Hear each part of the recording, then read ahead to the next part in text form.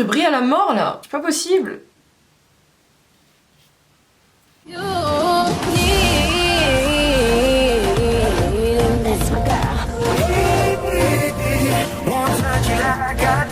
Hello mes poulets! Alors on se retrouve aujourd'hui comme je vous l'ai dit pour le retour des sujets vraiment sérieux. Je parle de toute manière sur la chaîne, vous le savez, de pas mal de choses et d'autres. Donc il peut y avoir des sujets qui sont grave sérieux, des sujets qui sont grave personnels, comme des trucs qui sont un peu gnangnan, comme des trucs qui sont hyper simples à regarder et qui s'écoutent tout seul quand t'es en train de faire ta vaisselle. Mais j'avais besoin de revenir sur un sujet très important qui est celui-ci sur la culture du viol.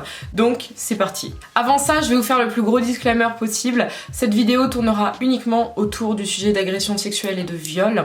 Donc si ces sujets-là vous trigger d'une manière ou d'une autre, ça vous met mal à l'aise, si ça vous met mal, partez de cette vidéo. Je n'en voudrais à absolument personne que vous ne la regardiez pas si ce sont des sujets qui vous mettent mal à l'aise, si ce sont des sujets qui vous font mal, si ce sont des sujets qui vous ramènent en arrière sur quelque chose qui vous concerne. Ne jouez pas avec ces trucs-là. Je sais à quel point ça peut être sérieux, ne jouez absolument pas avec. C'est pour un public averti, les plus jeunes c'est pareil, vous n'êtes pas obligés de rester là. Donc, écoutez-moi pour ce warning hyper important. Et comme d'habitude, avant que la vidéo commence, mes petits poulets, vous pouvez me suivre sur Insta, on se retrouve sur Twitter, on peut se retrouver partout comme d'habitude pour discuter de tout et rien. On va commencer par du basique. La culture du viol, en fait, c'est quoi? En gros, c'est l'addition de comportements et de mentalités qui font que dans notre société, actuellement, et ce depuis un certain temps, le viol ainsi que tout ce qui concerne le viol, donc les agressions sexuelles qui mènent parfois au viol, ce sont des choses qui sont absolument ridiculisées, qui sont minimisées, voire même carrément encouragées. Ça peut sembler bizarre, je sais à certains, d'entendre ça, le encourager, mais sauf que c'est la réalité, c'est vraiment l'actualité, c'est vraiment tout ce qui se passe, c'est la vérité. En fait mes poulets, le fait est qu'il faut se rendre compte qu'aujourd'hui, la culture du viol, elle est vraiment partout. Elle est partout dans notre société. C'est pas juste une idée que certains vont pointer du doigt en disant oui mais ce sont les féministes qui ont créé ça aux États-Unis, absolument pas, non. C'est quelque chose qui est absolument normalisé partout et ça résulte uniquement du fait que la domination masculine c'est quelque chose qui est assez normal pour pas mal de personnes, pour un peu trop de personnes, et qu'en fait on soit tout simplement dans des sociétés qui sont ce qu'on appelle phallocrates, donc dirigées par les phallus qui sont en latin le sexe masculin. Mais pour que je vous fasse beaucoup mieux comprendre ce qu'est la culture du viol mes poulets, je vais vraiment rentrer dans les faits parce que c'est très bien de donner des définitions, c'est très bien de dire que c'est très mal, c'est très bien de dire qu'il faut changer, mais je pense qu'il faut aussi donner des faits. Faut mettre des trucs coup de poing, faut l'imager tout simplement et tout bêtement et tout méchamment, parce que faut que les gens se rendent compte qu'en 2020 c'est juste plus possible en fait. Que quand j'ouvre mes réseaux sociaux, quand j'ouvre la télévision, quand je sors dans la rue et que je vois qu'en fait la culture du viol elle est partout, mais elle est vraiment partout, vous vous en rendrez compte quand je vais vous énumérer tout ça, c'est juste plus possible en fait. C'est franchement plus admissible. En gros dans les faits ça donne quoi? C'est très simple. Par exemple, prendre un exemple tout bête, les sites X, les sites de films pornographiques, la culture du viol elle s'y retrouve comme pas possible, parce que le mot viol c'est l'une des recherches les plus courantes. Oui, et ce quel que soit le pays. Oui. Et puis dans tous les cas, il existe tout plein de vidéos amatrices ou professionnelles, tout ce que vous voulez sur ces sites-là, où la notion de consentement de la part de la femme est assez floue, voire inexistante, donc sous-entend encore une fois du viol, ou en tout cas une tentative de viol qui finit par être de la soumission tout simplement. Et déjà, j'espère que rien que ça peut vous dégoûter. Imaginez juste qu'il y a des gens aujourd'hui qui ouvrent des sites porno pour regarder, chacun fait ce qu'il veut, moi je juge absolument pas les gens qui regardent des films X, hein. Chacun fait ce qu'il veut, c'est là pour être utilisé j'imagine. Mais ils l'utilisent pour regarder, si possible, des vidéos de viol. Voilà à quoi leur sert internet. En parlant de regarder un viol, la culture du viol, mes poulets, dans les faits, elle est très bien représentée par une certaine Carlota Prado, jeune femme espagnole de 23 ans, qui en 2017 en fait participait tout simplement, comme certains jeunes le décident, à une télé-réalité espagnole qui s'apparente à Big Brothers aux États-Unis. Et elle s'est très malheureusement faite violer par son petit ami dans la télé-réalité. Ce qui se passe c'est que, vous savez, toutes les soirées qu'il y a dans Secret Story par exemple, dans les Anges où ils ont de l'alcool qui est là tout le temps, elle avait bu, comme toute personne peut boire, elle est allée se coucher, son mec l'a rejoint, et vous savez que dans toutes les chambres il a des caméras dans ces émissions là, et il a été en plus entendu parce qu'il a également des micros, qu'elle lui disait non à plusieurs reprises, elle a refusé, elle lui demandait d'arrêter, et donc il continuait, donc c'est-à-dire que son petit ami l'a violée. Ça ne s'arrête pas là, attendez, ce serait trop beau que ça s'arrête là, parce que la prod de l'émission a décidé en prime time live pour faire de l'audience de faire regarder la vidéo de son viol à Carlota.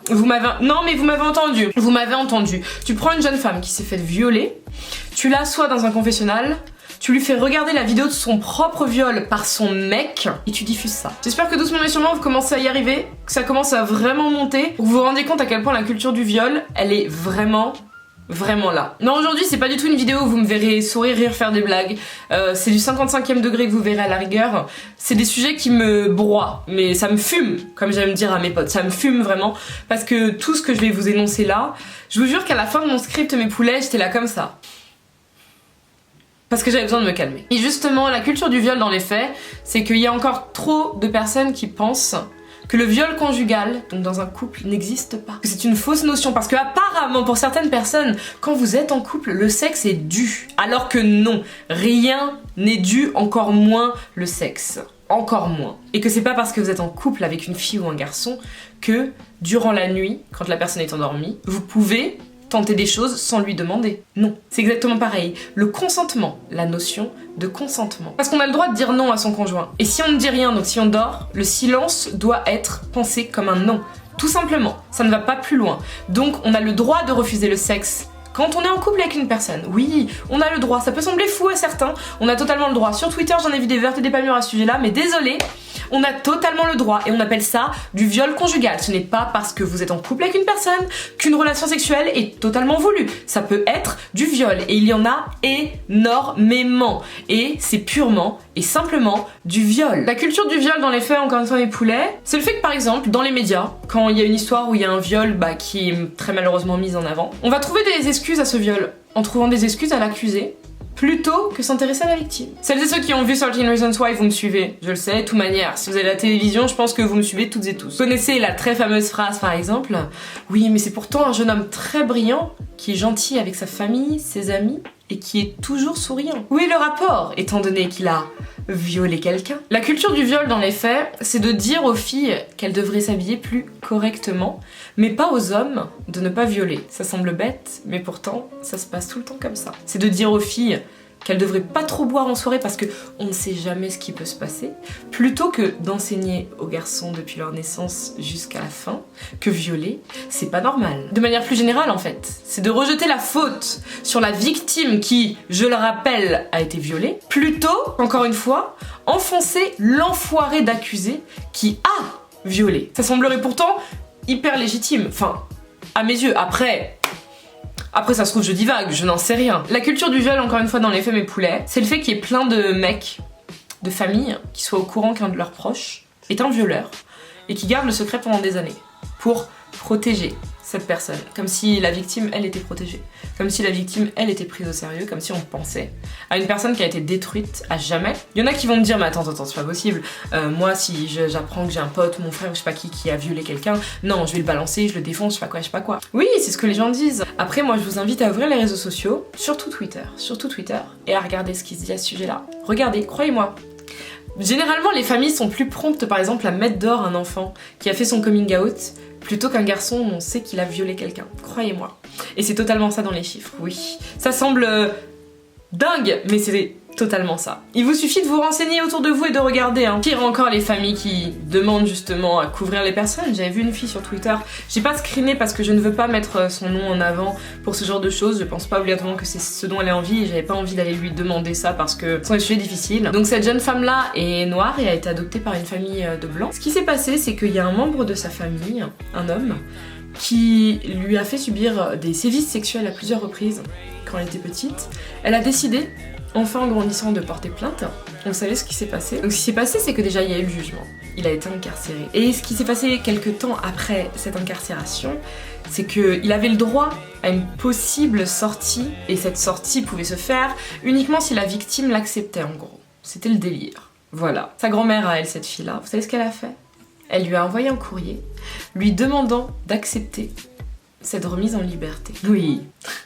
Oui. Imagine juste, ta grand-mère. Parce que même si t'es un enfant adopté, mais ça change rien.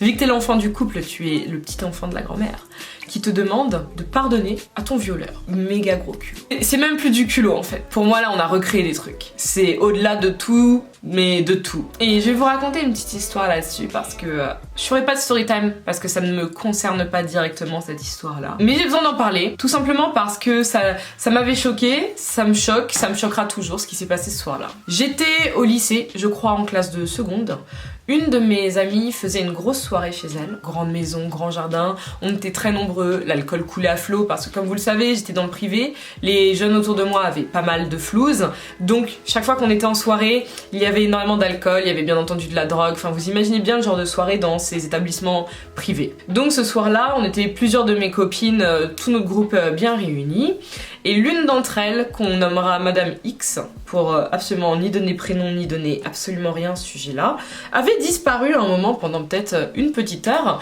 et donc on a commencé à la chercher en se disant frère, enfin t'es où, parce qu'on est tout ensemble pour la soirée, pour une fois qu'on a réussi toutes à être ensemble le même soir au même endroit, ce serait cool qu'on passe la soirée ensemble et qu'on profite vraiment, il fait beau, il y a de l'alcool, il y a à manger, il y a tous nos potes, il y a de la musique et tout ça. S'ensuit donc les recherches, s'ensuivent plutôt, et on commence à fouiller toute la maison. Je vous le rappelle, c'était une grande maison, je crois, sur 3 ou 4 étages, un bail comme ça, c'était énorme, donc on fouillait un peu toutes les pièces partout parce que c'était assez massif.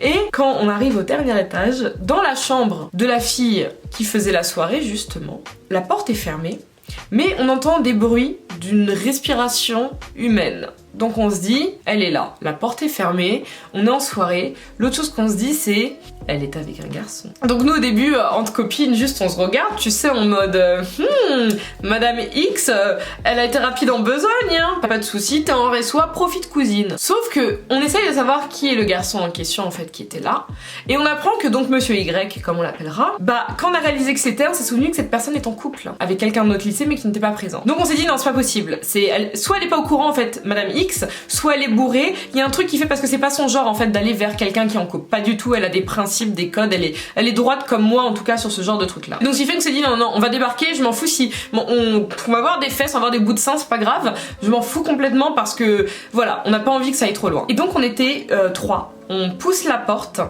et là on la voit sur le lit, lui au-dessus, et sauf que elle était quasi inerte, c'est-à-dire qu'elle ne bougeait pas et lui était en train de commencer à faire ses business. J'ai pas besoin de rentrer plus loin, j'ai déjà dit un mot qui va plus loin. Mais elle ne bougeait vraiment quasiment pas. Donc on l'a appelé Monsieur Y pour qu'il sache qu'on est là et qu'il parte.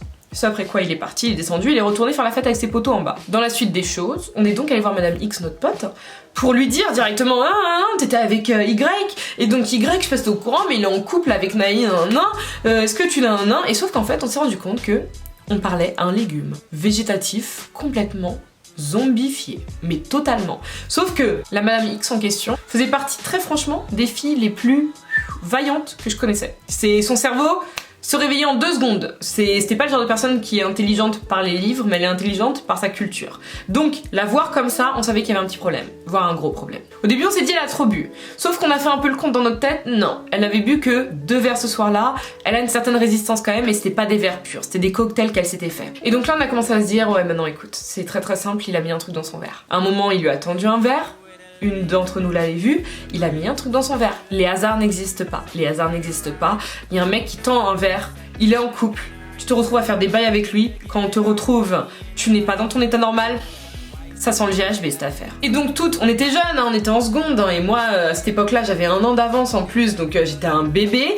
On ouvre Google, on cherche les effets du GHB et en fait on s'est rendu compte que chaque effet du GHB, en tout cas les effets notoires, donc c'est-à-dire vraiment déboussolé, c'est-à-dire de vraiment avoir un trou noir, de plus trop savoir quoi faire, les manques d'air, d'oxygène, la respiration haletante, tous ces trucs là parce que c'est arrivé chacun au fur et à mesure, tout ce qu'on lisait, elle l'avait. Et donc ce qui fait que nous on était en panique, parce qu'on s'est dit, punaise, notre pote a commencé à se faire violer par Monsieur Y, qu'est-ce qu'on fait en fait? Qu'est-ce qu'on fait? On a trouvé un moyen de le virer de la soirée sans dire les choses parce qu'on savait pas quoi faire. Parce qu'on n'est pas la police en fait, on savait pas quoi faire. C'est à elle de faire les choses, c'est pas à moi d'appeler la police, c'est à elle de faire les choses. Le problème c'est qu'elle était pas du tout en état, donc ce qu'on a fait c'est qu'on a attendu le lendemain qu'elle reprenne ses esprits au réveil. On lui en a parlé, c'était très difficile, croyez-moi, il n'y a pas plus difficile qu'essayer de parler à quelqu'un de ce genre de sujet-là, croyez-moi. Donc on lui en a parlé et on lui a demandé en fait qu'est-ce qu'elle veut faire. Est-ce que, parce que nous on a vu les choses, est-ce qu'elle veut qu'on aille porter plainte, parce que le commissariat n'était pas si loin que ça. Est-ce qu'on doit parler à Monsieur Y, qu'est-ce qui doit se passer en fait, qu'est-ce qui doit se passer. Et sa réaction a été celle de bon nombre de filles que j'ai pu voir en soirée à plein d'autres reprises ou même sur les réseaux sociaux, c'était non mais ça doit être ma faute, puis tu sais j'ai trop bu, et puis nani, non, classé sans suite. Et ce truc là, il me reste ici depuis ce moment-là, et que la victime est tellement habituée, comme beaucoup de femmes, à ce que la victime soit en fin de compte la fautive, qu'elle a enterré le truc à l'intérieur d'elle, elle a continué sa vie. La culture du viol dans Les Femmes et Poulets, c'est Alice Paquet, une jeune femme qui en 2016 avait porté plainte contre le député québécois Jerry Sklavounos, bien entendu pour agression sexuelle vu qu'on est dans le sujet, et qui en fait a fini par être complètement décrédibilisée parce que les médias ainsi que le tribunal ont décidé de ressortir son passé d'escort girl, j'ai bien dit son passé, c'était largement avant les faits, qui n'avait absolument aucun rapport avec le fait qu'elle soit fait agresser sexuellement. C'est ça la culture du viol aussi. C'est que la victime ne peut pas juste être une victime. Il faut, comme je vous disais tout à l'heure, trouver des excuses à l'accusé. Ça semble hyper normal. Ah bah oui. La culture du viol, mes poulets, c'est ce député espagnol, José Manuel Castelao Bragaña, qui en 2012 a décidé de déclarer publiquement la phrase horrible qui était « Les lois, c'est comme les femmes, elles sont faites pour être violées ». Vous m'avez totalement entendu, vous avez entendu chaque mot que je viens de dire. Il n'y a rien que vous avez mal entendu, vous m'avez très bien entendu. Si vraiment vous voulez une illustration, une seule, de toute la culture du viol, je pense que ce culot et cette monstruosité de la part de cet homme, ça légende tout ça. C'est une preuve de tout ça. Il n'y a pas besoin d'aller chercher plus loin. Il n'y a pas besoin. C'est tout le dégueulasse de cette situation. Mais la culture du viol, mes poulets, c'est aussi le fait de croire que les hommes ne peuvent pas être victimes de viol et donc de totalement annihiler en fait la souffrance qui découlerait de cet acte qu'ils subissent, raison pour laquelle très peu d'hommes victimes d'agressions sexuelles et de viol osent aller jusqu'au commissariat. Parce qu'on ne les prend pas au sérieux, parce qu'on pense que c'est une blague. Et c'est très précisément ce que l'acteur Shia LaBeouf a vécu, raison pour laquelle à une période il s'est tenu un peu à l'écart des caméras, parce qu'il a été violé par une femme. Comment t'arrives au commissariat pour dire oui j'ai été violé par une femme, sans que par exemple quelqu'un puisse te dire t'aurais dû en profiter, ça aurait pu être pas mal, ou mais oui bien sûr, et tu t'es pas défendu, voilà. Imaginez ce genre d'atmosphère. Il en avait très peu parlé parce qu'il se sentait hyper honteux et c'était horrible. Je vous jure, c'était poignant et horrible. J'ai pleuré à plusieurs reprises en voyant sa tête parce qu'il était sérieusement ravagé par ça.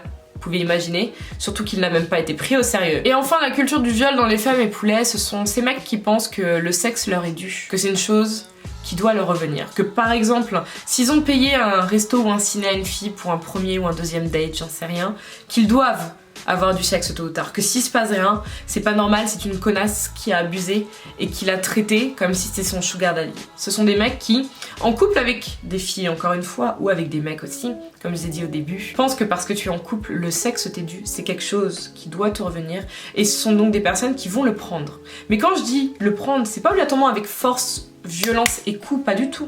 Ça peut être de la persuasion. Vous l'avez très bien vu dans 13 Reasons Why. Vous vous souvenez de la scène dans la cabane où Chloé, la copine de Bryce, couche avec lui à contre-cœur.